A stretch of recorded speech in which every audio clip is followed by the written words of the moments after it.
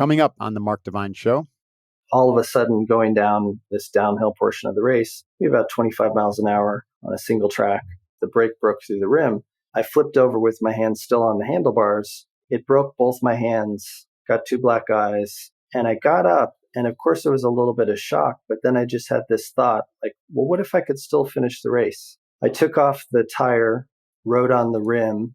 I knew my hands were broken because as I was going over all the rocks, I could feel the clicking in my hands. So then I drove myself to the hospital and got the x-rays and confirmed that it was broken. But that resilience sort of came through when I needed it most. Hey folks, welcome to the Mark Divine Show. This is Mark Divine, your host. In this show, we discover and we dive in deeply and discuss what makes the world's most inspirational, compassionate, and resilient leaders so courageous. We talk in depth to people from all walks of life: martial arts grandmasters, meditation monks, CEOs, military leaders, stoic philosophers, entrepreneurs, proud survivors of whatever, and more. Each episode will turn that guest experience into actionable insights that you can follow and use to lead a life filled with courage and compassion and wholeness. I'm super excited today to talk to Sachs. Sachs is the CEO and co-founder of Rewire Fitness. Son grew up in Canada, then later ended up in Boulder, Colorado, where he got involved in endurance sports, biking, first road, and then mountain biking at a pretty early age. He worked his way up to an elite level in several disciplines, only to retire at 26, suffering from burnout and injury. And he embarked on a journey to discover how to train more holistically. During that time, he pursued a career in software development, and now he's bringing many of his learnings to market with a company called Rewire. He's a self-described performance geek and relentlessly pursues all avenues to improve athletic performance and overall well-being. Where'd you grow up and what was your family like? What were the patterns that conditioned you to be the way you are? Where are you from originally? Are you from Hudson? Or? Yeah, so I actually was born in Canada in the 70s, early 70s. Had a non-traditional upbringing with parents. They were hippies. They moved quite a lot, like every 10 months or so. Oh, wow. Sort of the earliest memory building on this theme of trauma. Mm-hmm. About 2.5, I basically choked on cherry seed, and there was no hospital or anything around within more than an hour radius. Jeez. Turned blue. It was a few minutes of not breathing, and literally the neighbor saved me riding up on a horse. No kidding. Yeah. Sounds like the wild, wild west. Seriously, yeah. 3,000 acres, a lot of bears and wild animals and stuff, which that part's obviously pretty formative as well. But, right. That set the stage for what, for me, built a lot of resilience in that my parents ended up joining a cult. Wow. What age were you when they were in this cult? From 4 to, I think, 8. Okay. Were you influenced at all by that teaching? Yeah, mostly my parents were just gone all the time. I see. From morning to late at night, I was alone. Right. And so, there were all kinds of things that happened at an early age, 4, 5, 6, 7. ODing on my mother's medication accidentally. Jeez. Almost blowing myself up with these fishing explosives that were in the neighboring lot. The fisherman completely freaked out when he saw me basically trying to break them apart. I had a few abduction attempts. Good Lord. With strangers. Yeah, trying to get pushed into vans. An exciting childhood you had. I know. Life of adventure, if you want to contextualize it positively. Yeah. You're like, wow. Yeah. No, exactly. It's very, very formative. Yeah. What was school like? Were you in and out of school at all, or homeschooled, or no school? So I definitely was in a lot of different schools with all the moving. And unfortunately, whatever it was about my personality, kids picked up on. I was just bullied for a good 10 years, from school to school, suffered broken bones, a lot of humiliation, mental, physical abuse. Jeez. And as a result, I also developed severe OCD and speech impediment, which only made things worse, of course. Right. Now, because of your outdoor living, were you athletic and tough, or did you consider yourselves to be easily bullied? Yeah, so it was interesting. The athletic piece, sort of some kind of alchemy happened. I felt very victimized, very vulnerable, pretty sensitive kid. And at some point in my preteens, we moved to Colorado and I got involved in bike racing at an early age. I think it was like 12. And something about that. Wait, was it mountain bike or road biking? So this is in 1983 was my first bike race. So this was really pre the mountain biking circuit. I got involved in junior bike racing, but then as soon as mountain biking developed, that was definitely my sport, a lot of different disciplines within it. So, right. The interesting thing was like what felt like a lot of trauma suddenly became a strength. Or not suddenly, I'm sure it was a, gradual process, but I just felt that I could endure a lot more. So let's go into that a little bit because I have some familiarity in a sense that, I had a stable childhood in that we didn't move around. We basically had one home, for my entire childhood. So that was on the positive side, but on the negative side, I had a lot of violence and, alcohol and whatnot. And so I turned also to endurance sports and then became a Navy SEAL. And I had a similar experience where resiliency seemed to come easy to me. So I have my theories, but I'd love to listen to yours and, see how trauma can be naturally or with a little willpower turned into, mental strength. Yeah, exactly. Where it started to become kind of striking. And I went all in with really working towards the goal of becoming a professional athlete. I got up to an elite level, ended up dropping out of college to pursue it. Okay. Was all in. And, what the things that surprised me that I didn't know, the untapped resilience. One time I was in a bike race and I was using these hyperlight wheels and, the wheels are really thin and basically within less than 3 months of use, all of a sudden going down this downhill portion of the race, about 25 miles an hour on a single track, the brake broke through the rim and it had a violent stop and basically so fast, like whiplash, that I flipped over with my hands still on the handlebars. It broke both my hands. Ouch. Got 2 black eyes. And I got up, and of course, there was a little bit of shock, but then I just had this thought, like, well, what if I could still finish the race? I took off the tire, rode on the rim. I knew my hands were broken because as I was going over all the rocks, I could feel the clicking in my hands, right. know? Ouch.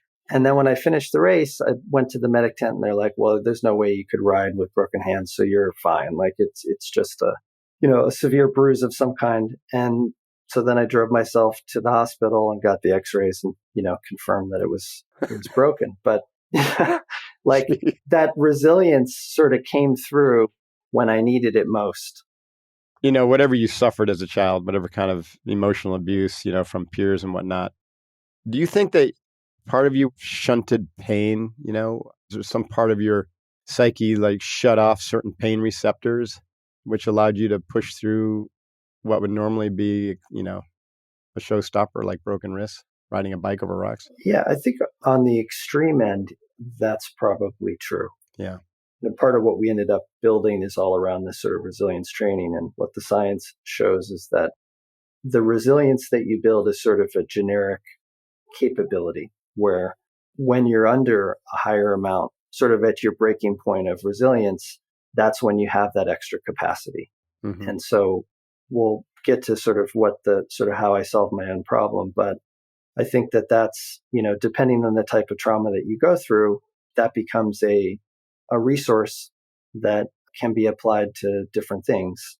But the other side of it, I would also say, is that what is a sort of a weakness or a trauma that becomes a strength can also then eventually hold you back. Right. And that's also part of my journey, is just sort of learning where it was an asset, but also where it was holding me back and ultimately something I had to sort of put in my toolkit, but not necessarily always live that way in a survival mode. You know what I mean? Right. It's one thing to be able to push through the extreme challenging moments, right? But it's another thing to not let the patterns from that trauma slowly degrade your motivation and your performance over the long haul. Yes. That's fascinating. Exactly. Yeah. Double-edged sword. I want to stay on this and relate trauma to the difference between positive and negative trauma and how that we can, how hard training really is a deliberate attempt to traumatize the body and the mind, right? In an effort to get stronger and better at something. Yeah. So there is a correlation. Yeah. But what's the difference between training induced trauma versus the trauma, let's say of a traumatic childhood. Yeah, and I have maybe a sort of a controversial opinion about it in some respects. The trauma that I experienced was over quite a long period of time, and sure, in hindsight, there are some beneficial, results from it, just in terms of extra resilience. But the traditional way of building resilience is sort of this approach where you push yourself physically over and over again, and as a side effect, you do build more mental resilience. But in my opinion, and in our team's opinion, when we look at athletic performance, we believe there's a better way, a structured way in which to build more resilience, where you're adding more mental load to your brain in the same way that you would do in physical training. So in other words, does going out and pushing yourself physically result in more resilience? Absolutely. But it's not very prescriptive. You don't know your current state of cognitive fatigue and stress. In some cases it will be beneficial. And as we've all experienced, is in some cases it will not be helpful. Yeah. And there's also, as you get more fit, you start to have to push yourself harder and harder, right? To be able to get returns. That diminishing returns. So what do you do then? How can you be, more like a scalpel in terms of your resilience training versus something that's just a little bit more of a blunt instrument, as I like to say. Do you consider resilience training to just be one aspect of overall, let's just say in athletic field, athletic training, or in other areas of life? Is it just one aspect of training for life? Yeah, absolutely. So building resilience and having grit is important in life. But on the other side of it, the impact of cognitive fatigue, which we all experience, especially in this modern society, is significant and often overlooked and undermeasured, right? So a thought experiment would be, you have a long day of work, a lot of stress, maybe some family issues come up. You go to work out in the gym at the end of the day, it's going to feel physically harder, and you're also going to have some challenges with motivation. Right. That's not necessarily because your body went through a lot of stress, unless you have a physical job. It's more because your cognitive fatigue is negatively impacting your performance. So what I'm getting at is some kind of mindfulness practice, something that will give you a calm mindset. In my opinion, having a calm mind is even more powerful than having a hard mind. Having a rigid or brittle do or die mind. I've had to learn that over many years because my MO is the hard edge, the sort of rigid. Okay, we're going to take a short break here from the Mark Divine Show to hear a short message from one of our partners. This episode of the Mark Divine Show is brought to you by Progressive. What's one thing you'd purchase with a little extra savings? A weighted blanket, a smart speaker, that new self-care trend you keep hearing about? Well, Progressive wants to make sure you're getting what you want by helping you save money on car insurance. Drivers who save by switching to Progressive save over $700 on average, and customers can qualify for an average of 6 discounts when they sign up. Discounts like having multiple vehicles on your policy. Progressive offers outstanding coverage and award-winning claim service. Day or night, their customer support is open 24/7, 365 days a year. When you need them most, they're at their best. A little off your rate each month goes a long way. Get a quote today at progressive.com and see why 4 out of 5 new auto customers recommend Progressive. Progressive Casualty Insurance Company and affiliates. National annual average insurance savings by new customers surveyed who saved with Progressive between June 2020 and May 2021. Potential savings will vary, discounts vary, and are not available in all states and situations. And now back to the show. Certainly when people look at me and other Navy SEALs that are, in this air quote influencer area, such as David Goggins, for instance, or Jocko Willink, and these are great guys, and I know them both, and I consider them teammates, but the message is kind of like, go harder, right? Just do it. Push, push, push. And my message is really kind of more aligned with yours. It's like, there's times to push and there's times to recover and to go within. And it's more the yin and yang, because I was a martial artist for years and even before I was a SEAL. So I really learned that kind of, I was a traditional martial artist where we meditated and then got on the floor and trained, and then we meditated and trained. And so I got that kind of essence of balance, the yin yang, and how they work together and how crucial they were. So when I train Navy SEAL trainees or candidates, when they just think I got to be tougher, tougher, tougher, go harder, stronger, faster, I say, well, if a tsunami comes, and we had a tsunami just, recently over in Tonga, if a tsunami comes, would you rather be the mighty oak or would you rather be the reed? And they're like, Yeah. look at me kind of glassy eyed. I'm like, well, what's going to happen to the oak? It's just going to get washed away. It's done. Yeah. But the reed is just going to bend over and the tsunami will wash over it and then it'll pop back up. So you kind of want to be a reed in those circumstances. And there's a time to be tough, like you said, and there's a time to be soft. How did you learn how to be soft? So, great question. I mean, basically, I ended up retiring my career very early, burnt out, injured around 26. That is early. Yeah, spent the next 20 years basically trying to unpack what went wrong and trying to improve. Mm-hmm. And in that process, one of the things that I discovered, I read a book called Autobiography of a Yogi. Oh, yeah. One of my favorites that got me on my yoga journey. There you go. It's such a phenomenal book by Paramahansa Yogananda. Exactly. So I actually joined his organization. Okay. Yeah, it's right down the street. In fact, my SEALFIT training center I could throw a rock at the SRF facility. Yeah. And we used to go to their meditation gardens and run up and down the street in front of them.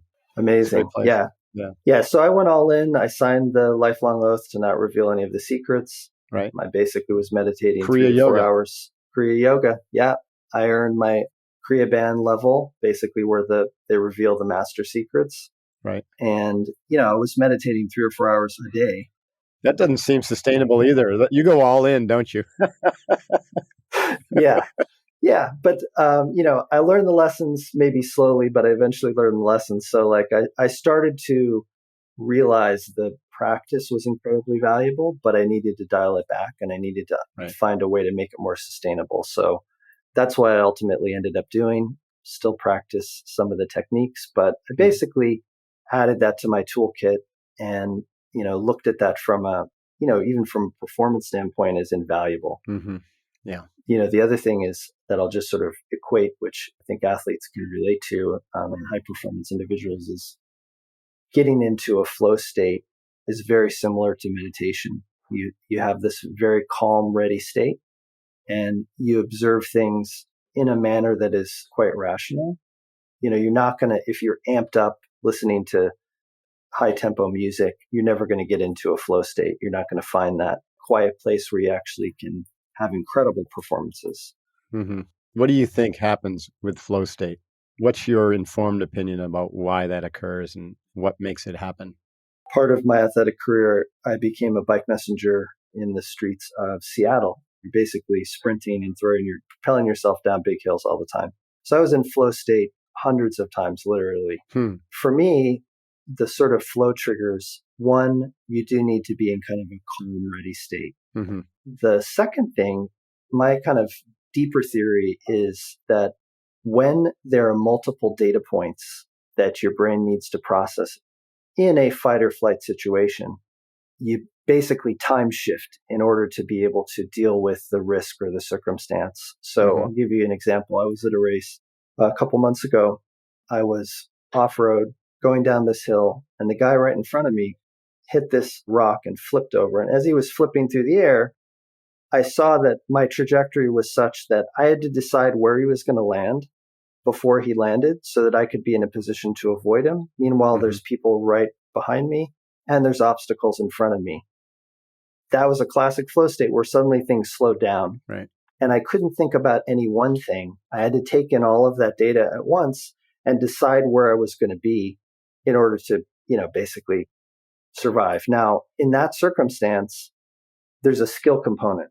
So I definitely do not encourage people to throw themselves into situations that they're incapable of performing in. Right. But when you have sort of the circumstance plus the skill, that is an effective flow trigger, is sort of this fight or flight state where you have to deal with a lot of different data points at once. And I think athleticism is where we most associate flow. You can actually see it in peak performance moments, when you watch NFL football or baseball, it always just blew my mind, the outfielder going for to catch the ball that would otherwise be a home run and like scampering up the wall. And he's got his non-glove hand, the ball just literally just floats into his hand. And he's like, yay. Yeah. Like Yeah. the average human can't do that without thousands and thousands of hours of practice. And it's that practice which kind of greases the groove to unlock the flow. Mikhail Csikszentmihalyi, I probably butchered his name, in his book Flow, does talk about yoga and how yoga, he talks about how yoga, the practice, can activate flow. I believe, and I don't know if you share this, but the practice of yoga in terms of the meditative practices train your mind to allow you to unlock flow on demand, at will. And you could say that samadhi is a perpetual flow state, right? Yeah. It's a state of being that is also associated with this stage of development of the mind. Yes. And And so I do. that's why I agree with you that meditation is one of the most valuable skills for anybody, for any performer, whether it's a, boardroom performer or an athlete, because you're basically training your mind to be able to access those flow states without having to be a superb athlete necessarily. That's right. It is something that you can practice, and you can practice sort of priming yourself for flow state. And Right. there are things you can do sort of as a habit or a process to sort of help trigger that. Right. On the bike, I was able to experience it almost daily. So it is something you can refine. There's another aspect of performance, which I've noticed in my clients is really almost the long pole in the tent. And that's emotional awareness and emotional, shadow issues that just always kind of creep up. They can creep up and kill motivation. It can torch you because you don't have the self-esteem or the confidence to succeed at the highest levels because maybe you don't feel worthy, all of those aspects. So how did you deal with that and uncover that? And how did you overcome that and those issues? What's your method for teaching that to your clients? Yeah, it's a great one. Many of your listeners kind of know the theory behind the growth mindset and the fixed mindset. And Right. that to me was particularly helpful in just identifying the brittleness of my mindset. So while I was really, really resilient, I couldn't accept failure in any way. And Mm-hmm. when something would fail, it would be devastating to me, Mm-hmm. whether it was beyond my control or not. And so I had to start a process of not only allowing failure, but welcoming it and encouraging it, Mm-hmm. and seeing it as a helpful part of the process. And I would say it's still something that I'm continue to work on. Mm-hmm. Self-talk has been incredibly helpful. That's something that we have built into our product. Mm-hmm. Having those phrases that are going to sort of recall that state that you want to be in. Mm-hmm. The mindfulness in terms of self-reflection and self-awareness. When you Mm-hmm. start, you can burn a lot of mental energy cycling and fixating on negative thoughts, right? So Mm-hmm. just being able to observe the self and see when that's happening and then recognize those patterns. Some therapy has helped. Mm-hmm. There's some neuroscience techniques that we use in the product around subliminal priming that are interesting. Mm. A wide variety of tools. Right. Yeah, there's no magic bullet when it comes to the emotional area, is there?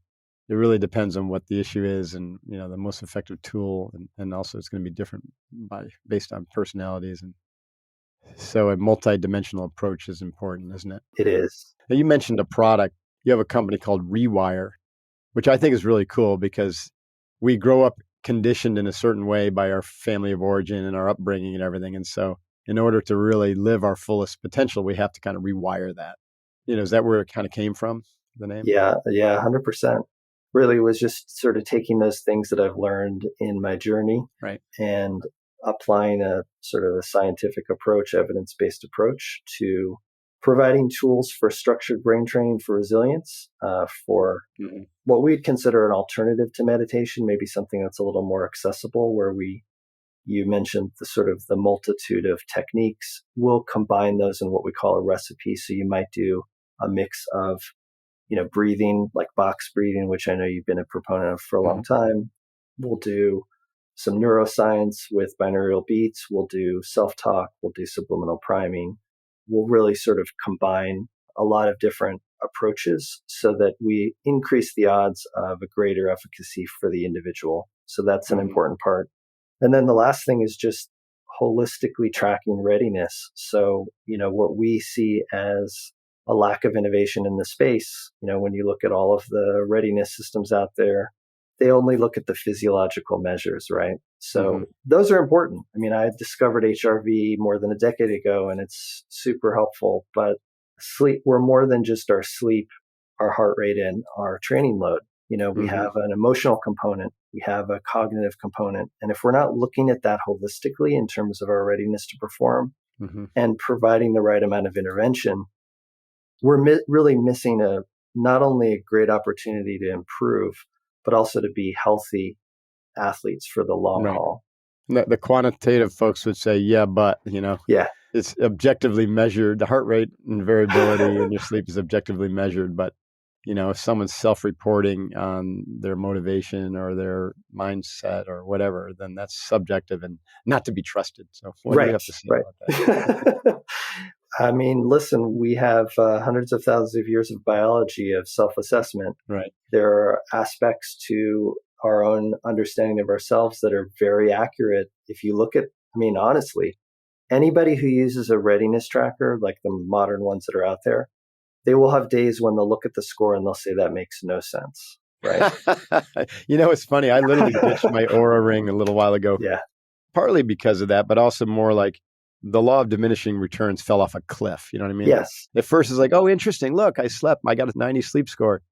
And then, after about the 50th 90 sleep score, I'm like, I'm not really learning anything. This is not bringing any benefit to me. So I just took the ring off. I'm like, it's interesting, but not additive to my life.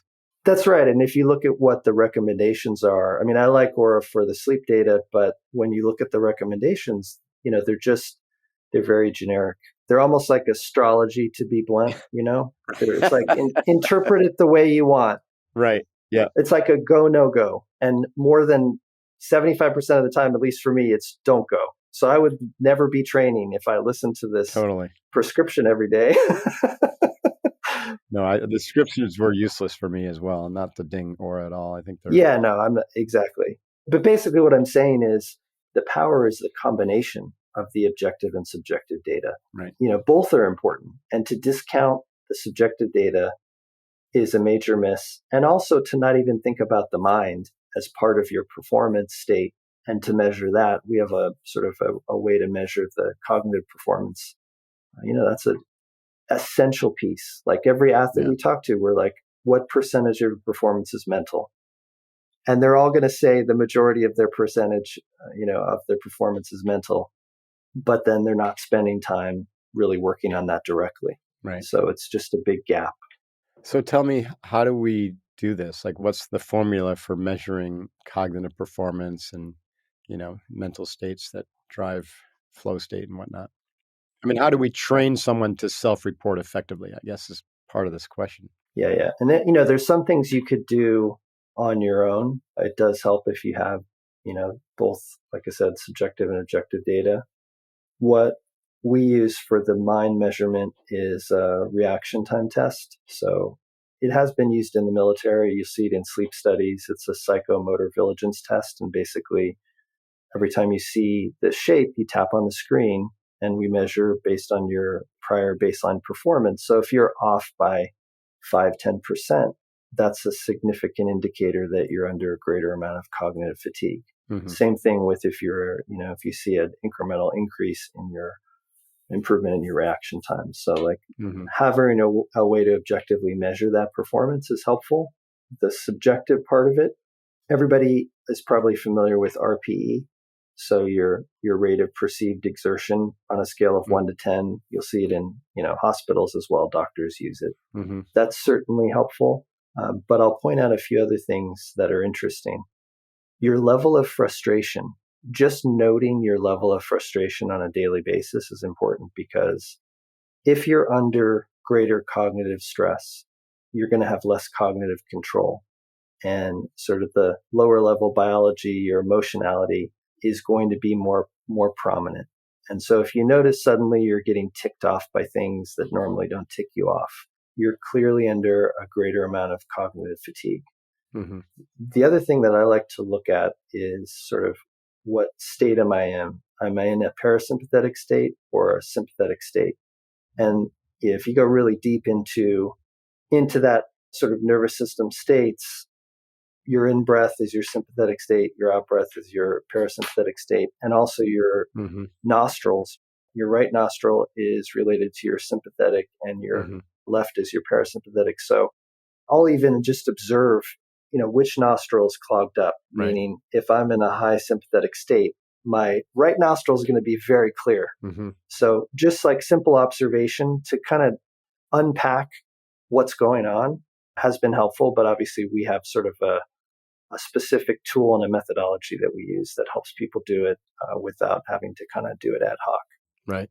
That's fascinating. So you have an app, obviously, and well, let's use you as an example. What does your daily ritual look like in using a tool like that? Yeah. So part of the practice or the process is basically you wake up in the morning, and as part of your morning routine, for me, I'll meditate first, and then I'll do a readiness assessment, which is a 2-minute test. And so, it'll basically sync with Oura Ring and all of the other trackers, bring in your physiological data. I like to capture it live with heart rate strap. And then I'll go through this process where it basically assesses me cognitively, physically, and emotionally. And then it gives you an overall score. But then what's interesting is it then breaks down specifically what your areas of need are. So, for instance, it might show that you have a slower reaction time or a greater amount of emotionality. And for me as an athlete, still competitive in my sport, like if I'm planning on doing a big descent where I'm going 40, 50 miles an hour down a gravel road, I want to know if my reaction time is off or I'm under cognitive stress. Like that's really helpful for me for my own safety. But then different from the other systems, instead of just sort of saying, well, go or don't go, you should rest, which isn't really realistic for most people. They all still have to perform, they all have responsibilities.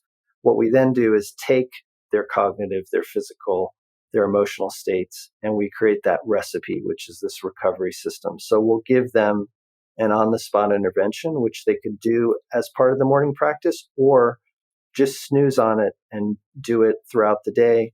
So they'll basically go through like a 2 to 5 minute recovery protocol. Mm-hmm. And again, we'll measure their objective and subjective data so they can see how their body responded to it.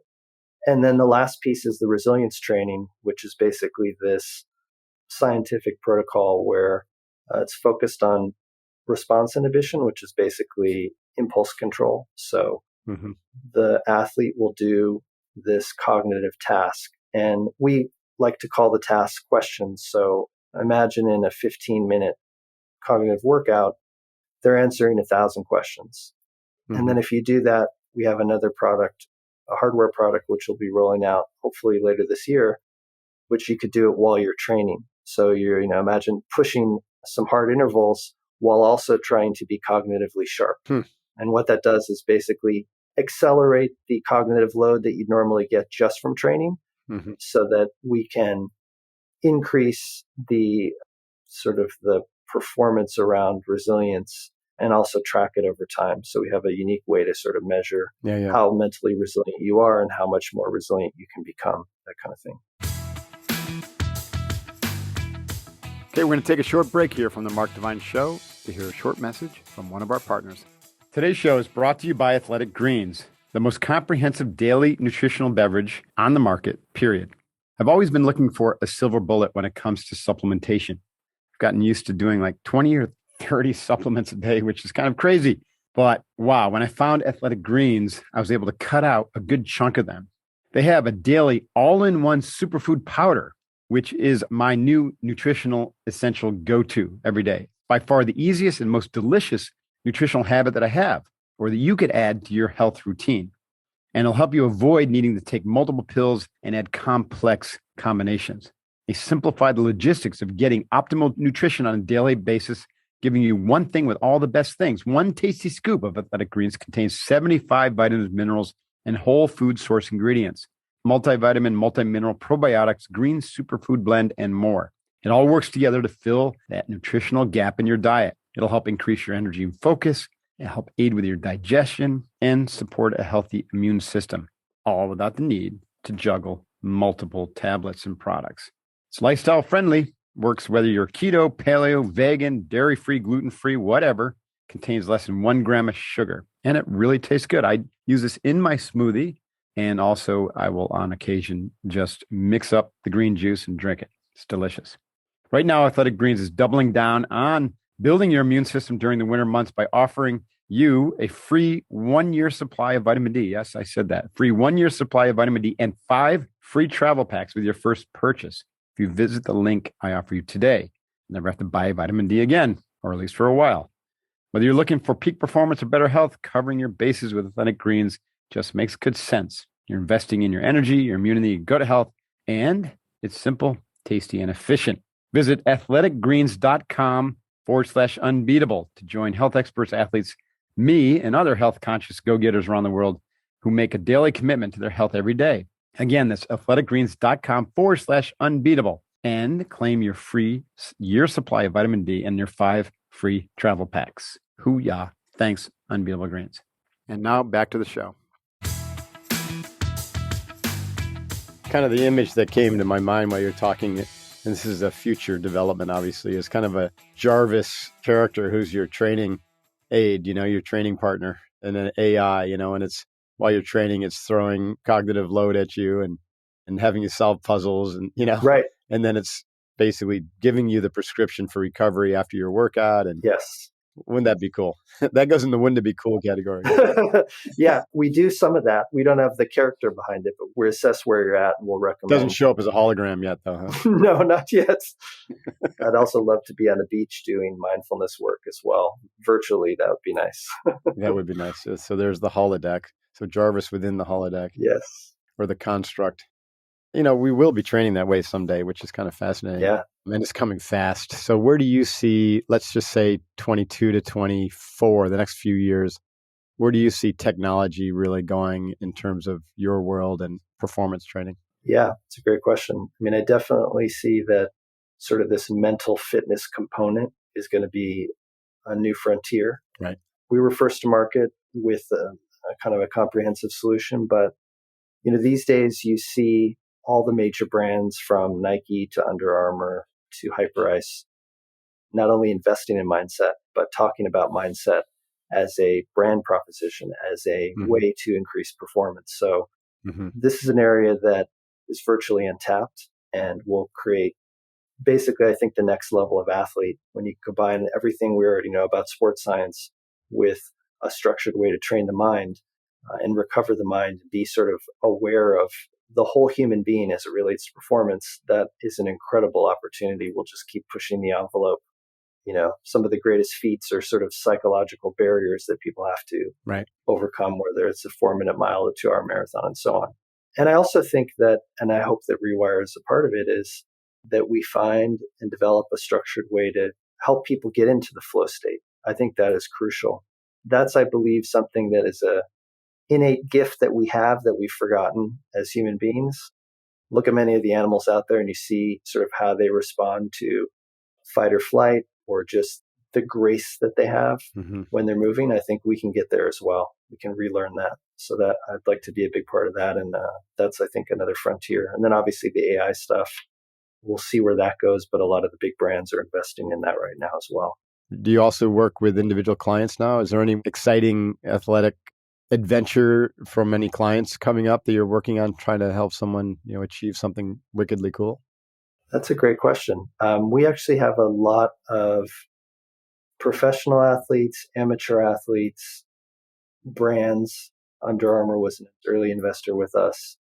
We are working to help support all of those different populations and groups. Kyle Korver, the NBA star, also invested in Rewire, work with him. So the challenge question is a great one. I mean, a few ones I'll call out. We have this hybrid athlete who's incredible. He basically combines powerlifting with endurance sports. So like he did a 5-minute mile, some crazy amount of deadlifts, and then ran more than a marathon all in a single day. So like those. I love it. Yeah, we love that. It sounds like SEAL Fit training. That's what we do. Yeah. Yeah. Well, I'd love to check it out one day when I'm over there. That sounds like fun, honestly. It's interesting you say with our SEAL Fit training, we do Crucible, which is like pressure cooker type training. It's modeled after the Navy SEAL Hell Week, which is just this genius training tool or methodology. And there's so much more going on than what anybody, just observing from the outside could possibly imagine. Yeah. There's this deep, comprehensive, holistic, whole person, training going on when you are sleep deprived and you've got these complicated challenges that an individual can't solve on their own. So that really relies on them to open up to ask for help and to receive help and to be a teammate, Mm-hmm.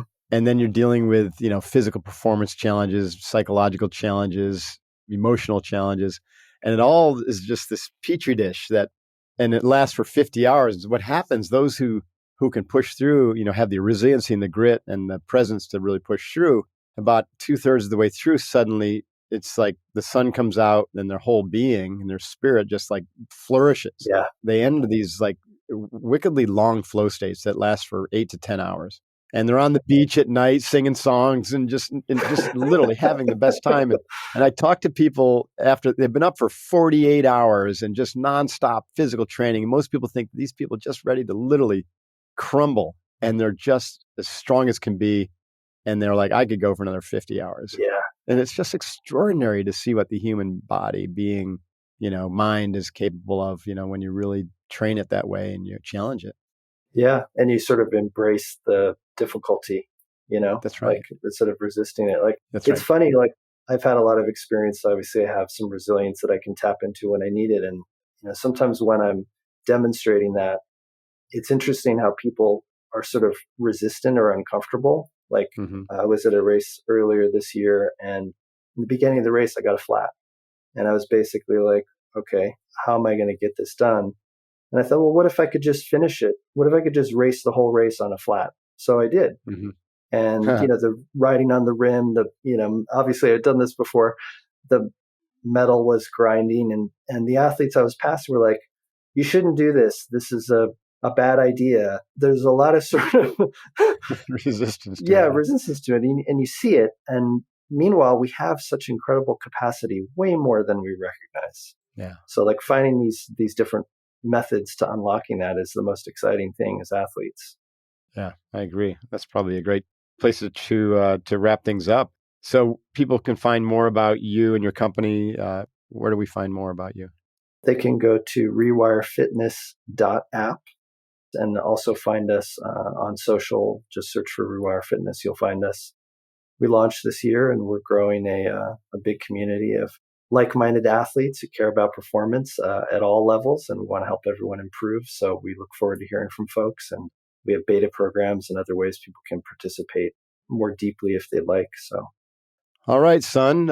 Thanks so much. Really fascinating conversation, and good luck with the company. Good luck with your training. I'm going to go check it out myself, and it sounds fascinating. And I'll be watching you and at the forefront of mental fitness. Hoo-yah. Thanks so much. Exactly. Yeah. But great conversation. Appreciate it. There's some really interesting things I found about that interview.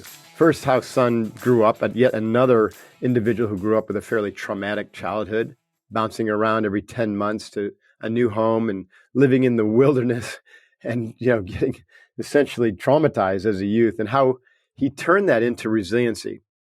And then how he began to investigate that through endurance sport. How did his childhood make him resilient? And then the pros and the cons of that. Where were the limitations of trauma-based resiliency? So we had an interesting conversation about that and how training is essentially choosing traumatic experiences through disciplined training to develop resiliency, but how it's also not enough. So we go into different types of training for cognitive fitness, such as mindfulness, positive self-talk, and how we can use a multitude or a recipe of these different mental, emotional, and physical training tools to achieve optimal performance and access flow state. So it's a great listen, and I hope you'll join us. So thank you very much, Mr. Sun Sachs. Show notes and transcripts are on our site at markdevine.com. A video will go up on our YouTube channel at markdevine.com/YouTube. On Twitter, I'm at Mark Devine and at Real Mark Devine, Instagram and Facebook. And you can always hit me up on LinkedIn.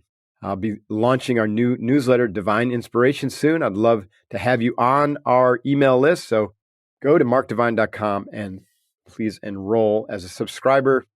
Special shout out to my team, Jason Sanderson, Jeff Haskell, Michelle Zarnak, and Amy Jerkowitz, who help produce this amazing podcast, bringing incredible guests to us every week and producing the show. It's a lot of work, and they do an incredible job. Hoo-yah. And I also continue to appreciate the reviews. If you haven't reviewed the show, please do so. It helps everyone else find it. So wherever you listen, please consider reviewing it and sharing the podcast. 2022 is well underway. It's going to be a fascinating year, so hang on and continue to do the work. It's crucial to take care of ourselves, train our minds so that no one else is training them, and to develop more compassion and courage so that we can bring these skills and show up as the world-centric, compassionate leaders that we are. Starts with you and our teams. Let's be the leaders that we want to see in the world. Hoo-yah. Until next week, this is Mark Divine, and this is The Mark Divine Show.